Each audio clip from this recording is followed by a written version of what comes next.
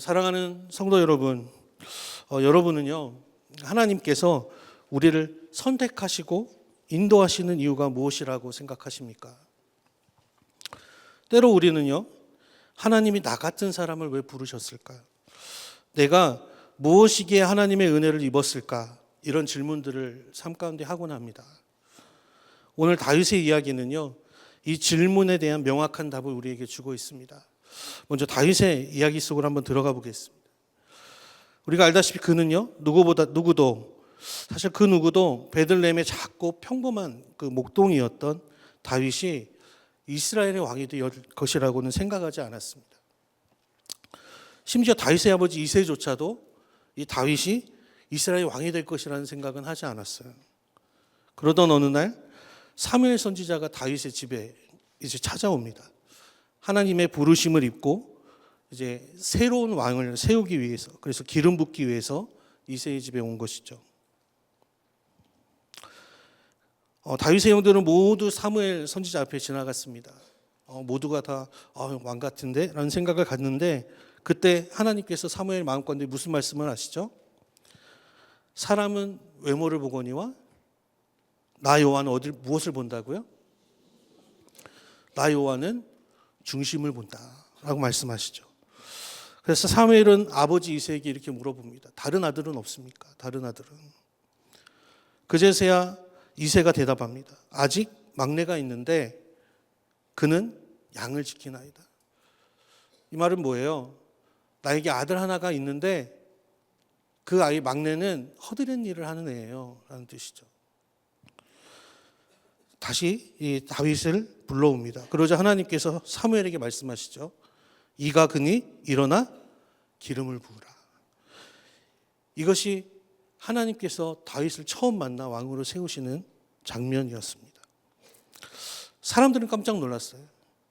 작고 평범한 들판의 목동이었던 다윗인데 기름 부음을 받고 이스라엘의 왕이 되었다고?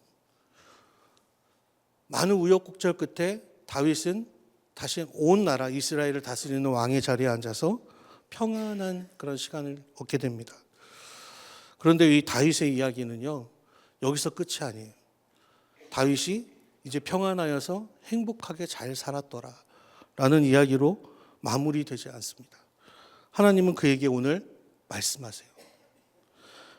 하나님께서 다윗에게 놀라운 약속을 말씀하시는 것이죠. 그게 바로 우리가 방금 읽은 사무엘하 7장의 본문입니다. 사무엘하 7장 12절과 16절에서는 명확하게 하나님이 다윗에게 주시는 약속의 내용이 들어가 있어요. 우리 함께 한 목소리를 읽어보겠습니다. 시작. 내 수완이 차서 내 조상들과 함께 누울 때에 내가 내 몸에서 날 내 씨를 내 뒤에서 세워 그의 나라를 견고하게 하리라. 내 집과 내 나라가 내 앞에서 영원히 보존되고 내 왕위가 영원히 견고하게 하리라 하셨다라. 이 약속이 바로 다윗 언약이라고 하는 하나님의 언약입니다. 하나님께서는요, 다윗을 다윗보다 크고 높으신 그리고 영원하신 약속으로 채워가시는 것을 보게 됩니다. 하나님은요, 다윗에게 너의 씨에서 난 그가 이제 왕위를 이어가서 네 왕위가 견고히 설 거야, 영원히 설 거야 라고 약속하세요. 이 말씀, 표면적인 이 하나님의 약속만 보면 이제 솔로몬 이후에 다윗을 이어 다윗의 자손들이 계속적으로 이스라엘의 왕위에 오를 것에 대해서 약속하시는 것 같습니다. 그런데 우리가 너무나도 잘 알다시피요, 역사 속에서 다윗의 왕조는 어떻게 됐어요? 무너졌어요. 다윗의 왕조는 분열되고 결국 무너졌어요. 그럼 우리는 다윗의 인생을 보면서 이렇게 질문할 수 있어요. 하나님의 약속인데 그러면 약속이 깨어지고 실패한 것입니까? 라고 질문할 수가 있어요. 그런데 다윗 언약은 단순히 다윗의 왕조를 위한 하나님의 약속이 아닙니다. 다윗의 왕조가 오래 지속된다라는 그런 의미를 가지고 있지 않습니다. 오히려 구약의 모든 언약처럼 이 언약 안에는 누가 들어가 있어요? 예수 그리스도 안에 드러나 있는 성취가 약속되어 있는 것이죠. 하나님께서는 단지 다윗 왕조의 일시적인 번영을 말씀하신 것이 아니라 메시아 대신 예수 그리스도의 오심을 약속하고 계신 거예요. 그 믿음의 고백이 바로 시편 약속하고 있는 것이죠. 근데 이것을 누구도 알았냐면 다윗 자신도 알았어요. 다윗 자신도. 그래서 시편 132편 11절에는 다윗이 이렇게 고백합니다. 우리 함께 읽어볼까요? 시작. 주님께서 다윗에게 맹세하셨으니 그 맹세는 진실하여 변하지 아니할 것이다. 내 몸에서 난 자손 가운데서 한 사람을 왕으로 삼을 것이니 그가 보좌에 앉아 내 뒤를 이을 것이다. 이게 다윗이 하나님이 주신 약속을 이해하고 있는, 품고 있는 마음이죠. 더 나아가서 다윗은요, 시편 110편 1절에서 자신의 그 후손에서 난 메시아에 대해서 주라고 고백하고 있어요. 제가 읽어드리겠습니다. 여호와께서 내 주에게 말씀하시기를 내가 내 원수들로 내 발판이 되게 하기까지 너는 내 오른쪽에 앉아 있으라 하셨도다. 여러분, 여기서 내 주는 단순히 자신의 아들, 자신의 후손을 가리키는 것이 아닙니다. 오히려 자기보다 더 높으신 분, 누구예요? 바로 메시아이신 예수 그리스도를 말하고 있는 것이죠. 예수님께서는 마태복음 22장에서 이것을 말씀하셨어요. 메시아이신 자신이 다윗의 후손임과 동시에 다윗의 주다라고 분명히 말씀하고 있는 것이죠. 다윗은 자신의 후손으로 오시는 예수님, 메시아의 도래를 하나님 은혜 가운데 겸손히 받아들이며 이렇게 고백하고 있어요. 우리 한번 같이 읽어볼까요? 18절 말씀입니다. 같이 읽겠습니다. 시작. 주 여호와여 나는 누구이며 내 집이 무엇이기에 나를 여기까지 이르게 하셨나이까. 우리 삶 가운데 하나님의 이끄심이 있어요. 인도하심이 있습니다. 그 인도하심이 우리 가운데 이르는 것이죠. 그것처럼 방금 다윗은 자신의 왕조, 자신의 왕국에 대한 얘기가 아니라 그 안에 담고 있는 메시아의 오심에 대해서 얘기하시는 그 하나님의 말씀을 너무나도 큰 은혜로 받고 있는 것을 우리가 보게 됩니다. 실제로 신약성경은요, 다윗의 이 언약이 예수님의 오심과 연결되어 있음을 보여주고 있어요. 마태복음 1장 1절은 다윗의 자손이요 아브라함의 자손이라고 예수님을 소개하고 있습니다. 또 누가복음 1장 31절에서 33절에서 천사는 이 예수님에 대해서 이렇게 예언하고 있습니다. 제가 읽어드리겠습니다. 보라, 내가 잉태하여 아들을 낳으리니 그 이름을 예수라 하라. 그가 큰 자가 되고 지극히 높으신 이의 아들이라 일컬을 것이요 주 하나님께서 그 조상 다윗의 왕위를 그에게 주시리니 영원히 야곱의 집을 왕으로 다스리실 것이며 그 나라가 무궁하리라. 신약에서 예수 그리스도 즉 메시아적 왕권 예수님의 오심에 대해서 얘기하고 있는 것은 하나님께서 다윗의 언약과 하나님의 그 약속을 성취하시는 그 성취 그것과 연결지어서 고백하고 증거하고 있는 것을 우리가 볼 수 있습니다. 이 사실은요 우리의 신앙과 소망이 근거가 되고 있습니다. 왜요? 예수님께서 이 땅에 오셔서 죄와 허물로 죽을 수밖에 없는 우리를 살려주셨기 때문에 그렇습니다. 우리 지금까지 다윗 언약에 대해서 좀 살펴봤어요. 다윗 언약에 대해서. 그렇다면 이 언약 속에 주님이 정말 담아주신 하나님의 사랑이 무엇인지 이제부터 좀 살펴보고자 합니다. 언약 속에 새겨진 하나님의 사랑 그 첫 번째는요. 은혜로 선택하시는 사랑이에요. 은혜로 선택하시는 사랑. 우리 사무엘하 7장 8절 말씀 같이 읽겠습니다. 시작. 그러므로 이제 내 종 다윗에게 이와 같이 말하라. 만군의 여호와께서 이와 같이 말씀하시기를 내가 너를 목장 곧 양을 따르는 데에서 데려다가 내 백성 이스라엘의 주권자를 삼고. 우리가 이 말씀에서 주목할 것은요. 내가 너를 데려다가라는 말입니다. 데려다가. 히브리어로는 라카흐라는 이 표현이에요. 이 라카흐의 표현은 하나님이 주권적으로 이 다윗을 택하시고 불러내셨다라는 것을 강조하는 표현입니다. 성경에서 하나님이 사람을 부르실 때 자주 사용하는 표현이 라카흐라는 표현이에요. 하나님의 강한 힘과 주권적인 의지를 담아 있는 그런 단어입니다. 그래서 하나님께서 다윗을 선택하신 것이 다윗의 어떠한 그 공로나 업적, 다윗의 어떠함에 상관없이 오직 누구의 은혜와 누구의 선택에 의해서 다윗이 왕이 되었다는 것을 밝히고 있는 거예요. 바로 하나님의 은혜, 하나님의 주권적인 사랑에 의해서 그가 하나님이 선택하신 왕이 되었다는 것을 드러내주고 있는 것이죠. 다윗은 처음부터 위대한 왕으로 선택된 그런 존재가 아닙니다.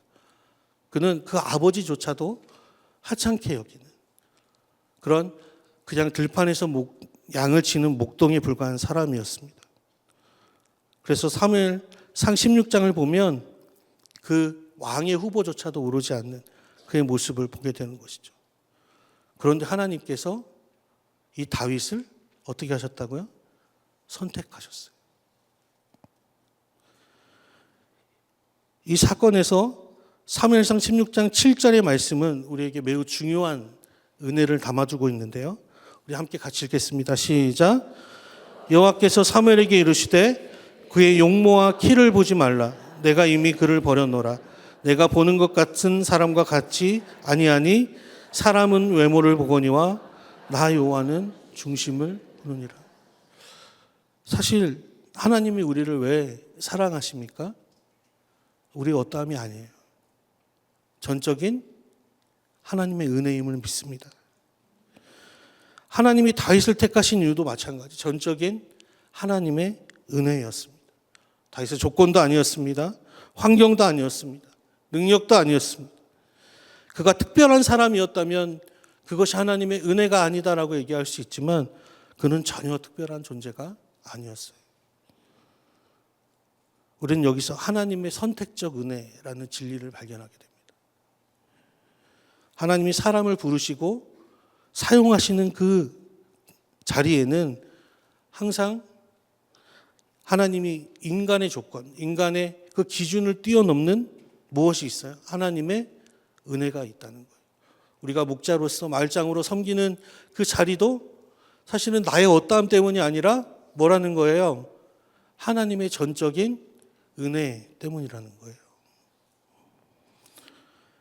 그래서 종교개혁자 마틴 루터는 자신에게 하나님께서 왜 당신을 이렇게 쓰십니까? 라는 질문에 이렇게 대답했다라고 그래요.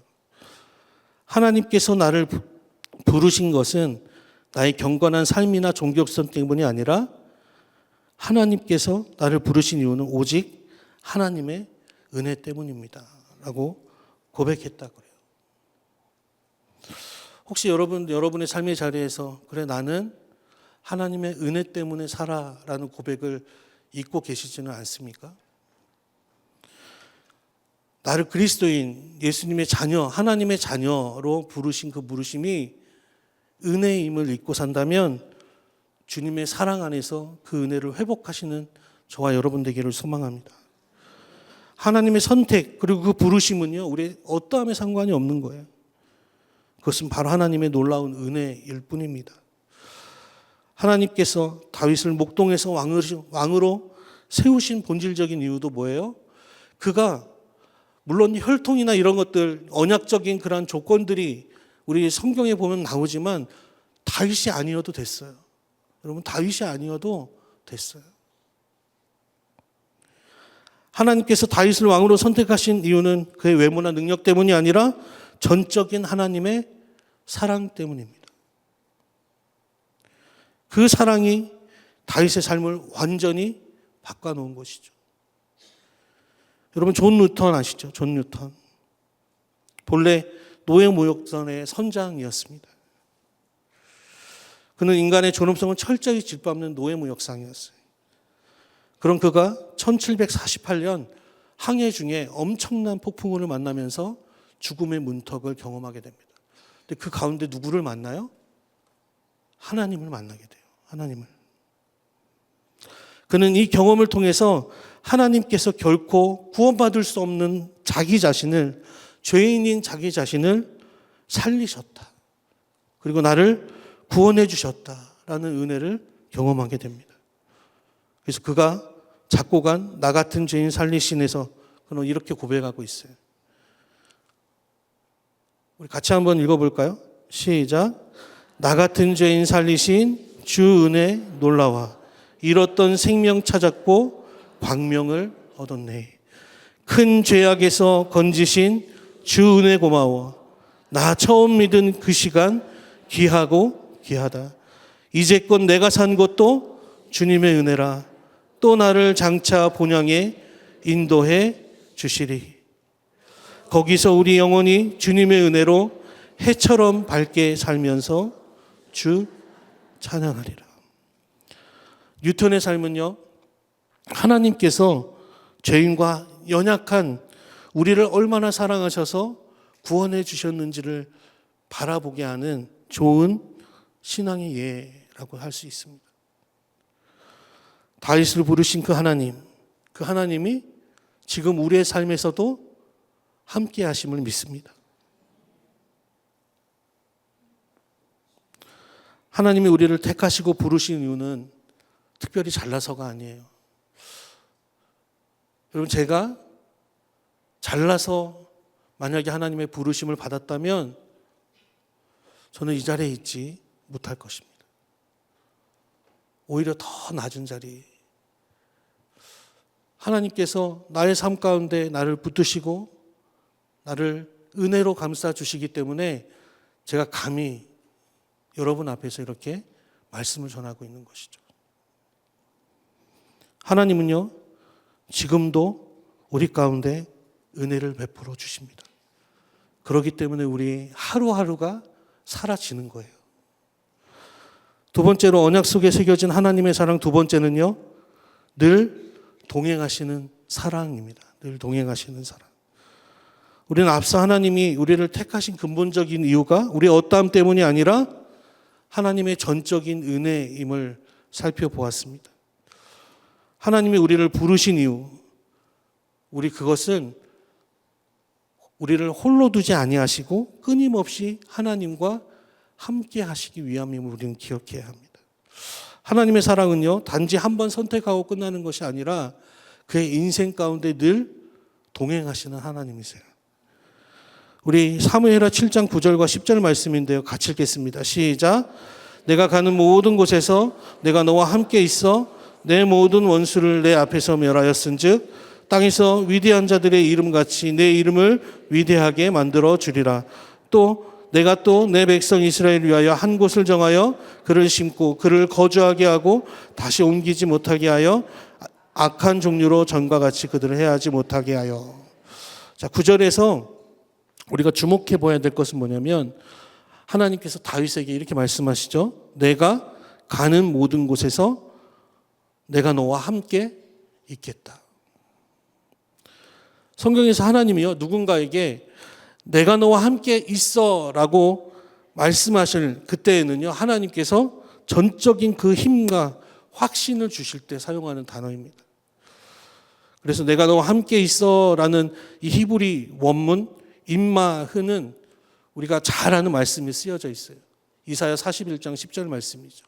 우리 같이 읽겠습니다. 시작. 두려워하지 말라. 내가 너와 함께함이라. 놀라지 말라. 나는 내 하나님이 됨이라. 내가 너를 굳세게 하리라. 참으로 너를 도와주리라. 참으로 나의 의로운 오른손으로 너를 붙들리라. 믿으십니까? 다윗의 삶을 보면요, 하나님께서 그 오른손으로 다윗을 붙들고 계신다는 것이 어떠한 것인지를 잘 보여주고 있어요. 다윗은 하나님과 그 동행 없이 살아가는 존재가 아니었습니다. 그것을 잘 보여주는 사건이 뭐예요? 바로 골리앗과의 싸움이었습니다. 우리 사무엘상 17장 45절 말씀을 보면 다윗이 골리앗 앞에 이렇게 당당하게 선포하고 있는 것을 보게 되는 것이죠. 우리 함께 읽겠습니다. 시작. 단창으로 내게 나오거니와 너는 칼과 창과 단창으로 내게 나오거니와 나는 만군의 여호와의 이름 곧 내가 모욕하는 이스라엘 군대의 하나님의 이름으로 내게 나아가노라. 다윗은 눈앞에 있는 거대한 골리앗을 보고 흔들리지 않았어요. 그가 두려워하지 않았습니다. 왜냐하면 그 골리앗보다 크신 하나님이 누구와 함께 하시기 때문이에요. 자신과 함께하고 있기 때문임을 믿었기 때문에 그렇습니다. 또 다윗은요, 사울 왕에게 끊임없이 목숨을 위협받으면서 도망 다니는 그런 상황 가운데에도 하나님이 동행하심을 알고 있었어요. 사무엘상 23장 14절 말씀인데요. 제가 읽어드리겠습니다. 다윗이 광야의 요새에서도 있었고 또 십광야 산골에도 머물렀으므로 사울이 매일 잣때 하나님이 그를 그의 손에 넘기지 아니하시리라. 그가 솜씨가 좋고 숨기 잘해서 목숨을 유지하고 있는 것이 아니라 그의 삶이 누구에게 붙들려 있기 때문에 그게 살고 있다고 성경이 지금 말해주고 있나요? 하나님이 이 다윗을 붙들고 있기 때문에 지금 다윗이 살고 있는 거야 라고 성경이 말하고 있는 거예요. 이 하나님의 지속적이고도 신실한 임재, 이 동행이 다윗의 삶의 전반에 있었기 때문에 다윗은 지금 왕위에 올라 주님 안에서 그 은혜를 누리고 있는 거예요. 다윗의 생명과 안전, 다윗의 삶의 그 모든 것이 누구와 함께하고 있는 거예요? 하나님과 함께하고 있는 것이죠. 하나님은 다윗을 절대 홀로 두지 않으십니다. 다윗의 삶 가운데 다윗의 지혜와 능력으로 이룰 수 없는 수많은 일들을 하나님이 함께 하심으로 인해서 이루게 하십니다. 하나님께서 다윗과 함께 하신다는 그 약속은 단순히 다윗에게만 주시는 것이 아니라 누구에게도 주시는 거예요. 저와 여러분에게도 주시는 약속이에요. 임마누엘 하나님. 임마누엘, 우리가 너무나 잘 알죠. 하나님이 우리와 함께 계시다. 이 땅에 예수 그리스도를 약속하신 그 하나님께서 예수 그리스도로 말미암아 성취하신 약속 가운데 우리와 늘 하나님이 함께 하시겠다라는 것들을 이루신 것을 보게 되는 것이죠. 다윗과 함께 하신 하나님께서 결국 다윗 왕의 그 언약의 성취이신 예수 그리스도를 통해서 저와 여러분과 지금 함께하고 계심을 믿습니다. 하나님께서 다윗과 같이 함께 하신 그 예수님 안에서 우리도 그 하나님 언약 안에 새겨진 하나님의 사랑을 누리고 있는 것이죠. 그래서 마태복음 28장 20절에 볼지어다 내가 세상 끝날까지 너희와 항상 함께 하겠노라 말씀하십니다. 우리 옆에 계신 분들 바라보면서 이렇게 격려했으면 좋겠어요. 하나님이 당신과 함께 하십니다.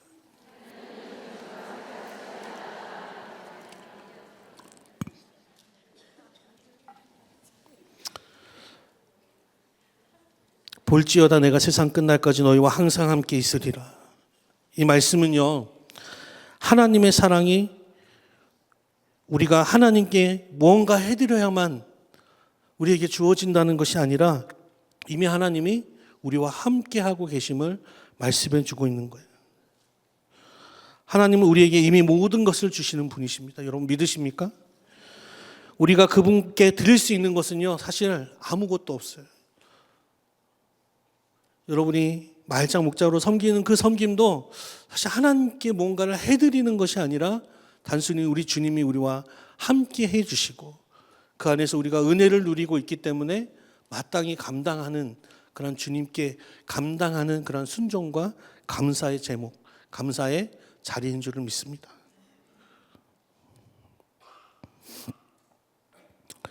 하나님의 동행과 인도하심은 실제로 우리 삶 가운데 보여주고 있는 믿음의 선진이 있어요. 바로 허드슨 테일러입니다. 그는 중국 내지 선교회를 창설하여서 중국 선교에 굉장히 큰 그런 업적을 이룬 선교사입니다.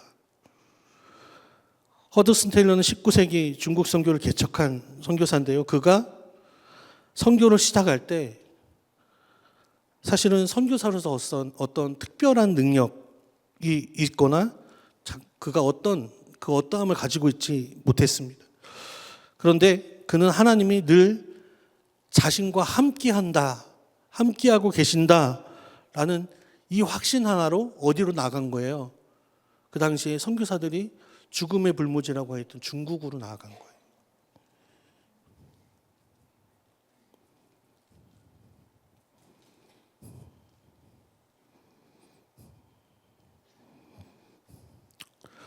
그는 선교사로서 살아가면서 하나님의 그 부르심 가운데 자신이 고백한 경험들을 하나님께 올려드렸던 고백이 있어요. 우리가 한번 자막으로 한번 같이 읽도록 하겠습니다. 같이 읽겠습니다. 시작. 내가 회심하고 몇 달 지나지 않아서 나는 방에서 한가로운 오후를 하나님과 함께 보내고 있었다. 나는 기쁜 마음으로 나의 영혼을 하나님 앞에 쏟아냈다. 그리고 다시 나를 위하여 모든 것을 하신 하나님께 감사가 가득한 사랑에 고백하였다. 그런 다음 나의 사랑과 감사를 전할 수 있도록 하나님과 그분을 위하여 할 일을 구하였다. 스스로를 부인하는 일, 그것이 고되거나 비천한 일이라고 할지라도 나를 위하여 많은 것을 하신 그분께서 기뻐하시는 일을 하기, 내가 확실히 거한, 내가 내 자신과 나의 인생, 친구들, 나의 모든 것을 제단 위에 올려 헌신했을 때 깊은 나의 영혼을 뒤덮고 나는 내가 드린 것이 받아들여졌음을 확신했다. 하나님의 임재는 확인할 수 실제적이고 신성했다. 나는 땅바닥에서 몸을 대고 말할 수 없는 감사함으로 기쁨으로 그분 앞에 조용히 묻어 있었다. 네.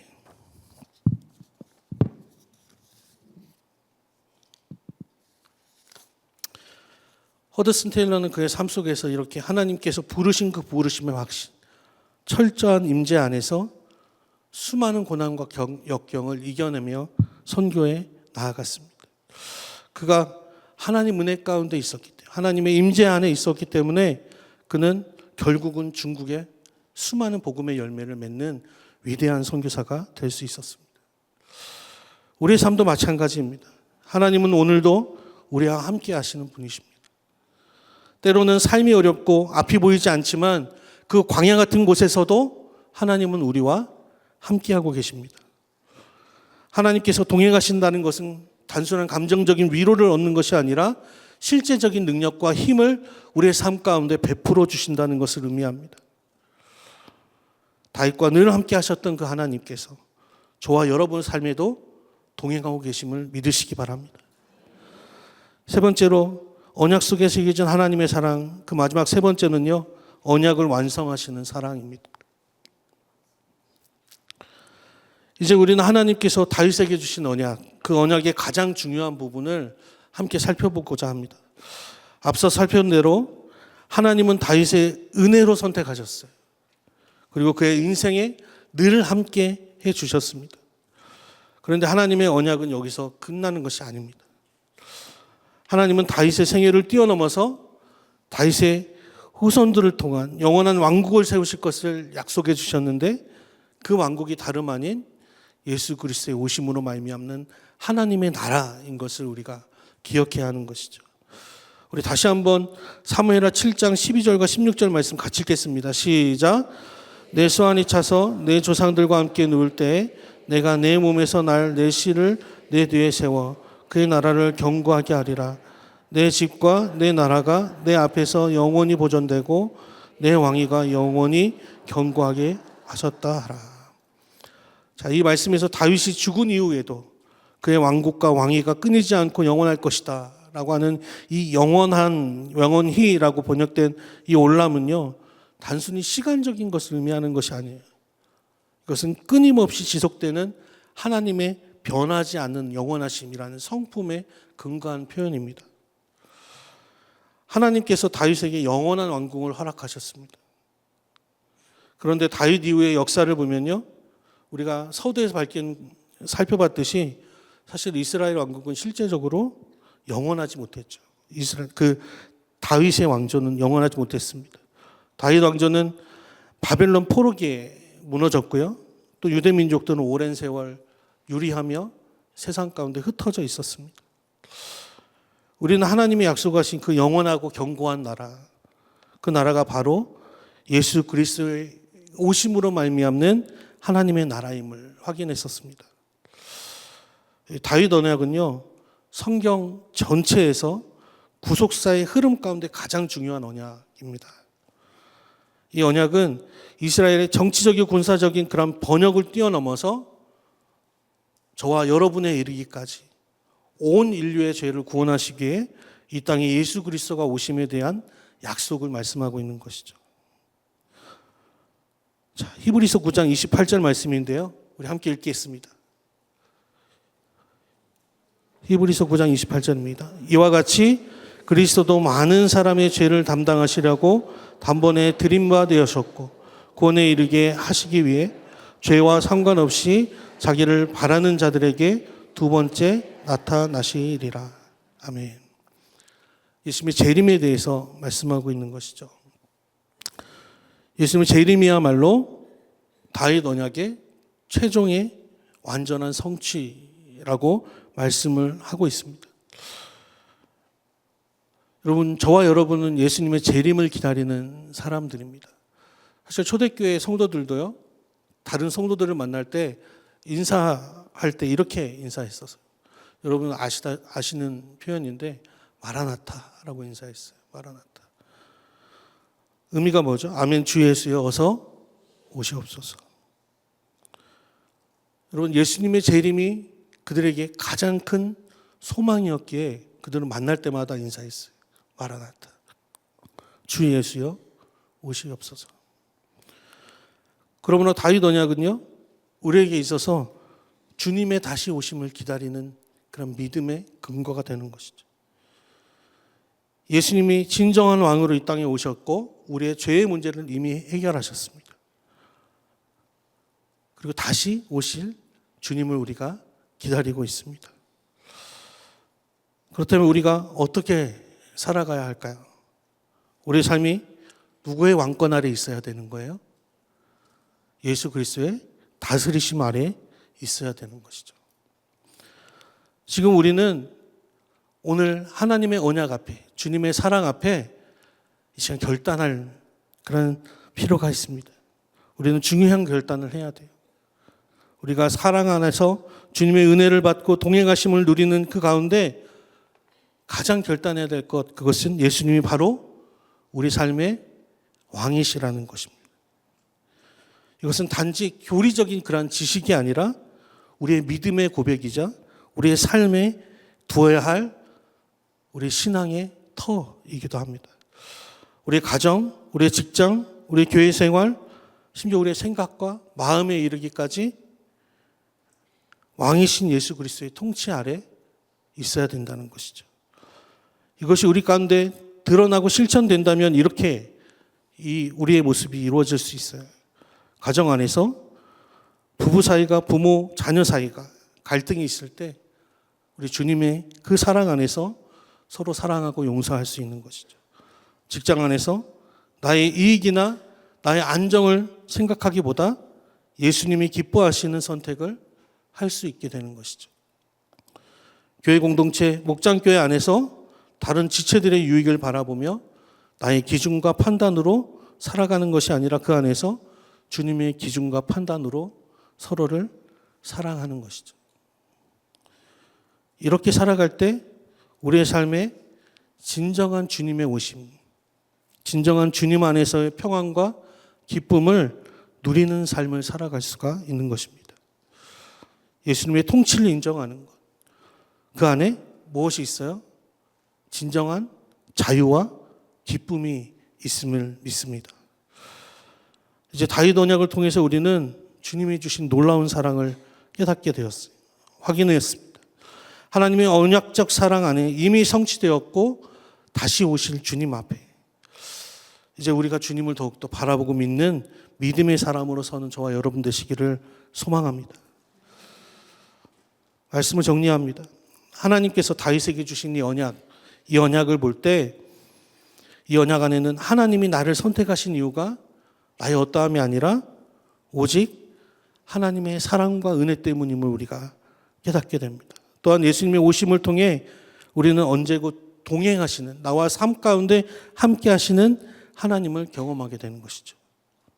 이제 그 믿음 안에서 진정한 왕으로 우리 주님을 모셔드리는 저와 여러분 되기를 소망합니다.